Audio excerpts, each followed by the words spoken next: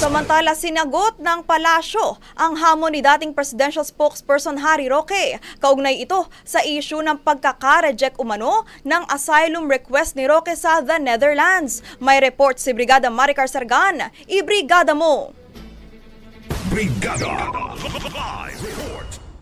Kung ang sinasabi po niya, come and get me, yun naman po sa ating pamahalaan. Wait and see. Ito ang tugon ng palasyo kay Attorney Harry Roque matapos ang kanyang hamon na come and get me. Kasunod ng issue kaugnay ng umano'y pagkaka-reject ng aplikasyon nito ng asylum sa ibang bansa.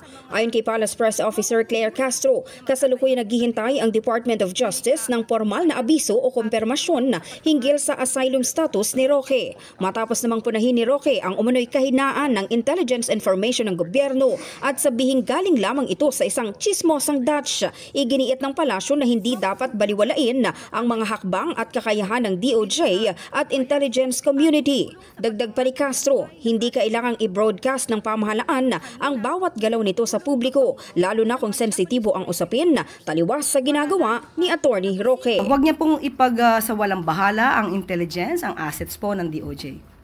At hindi naman po namin ite-telegraph ang mga punches ng gobyerno katulad ng kanyang ginagawa.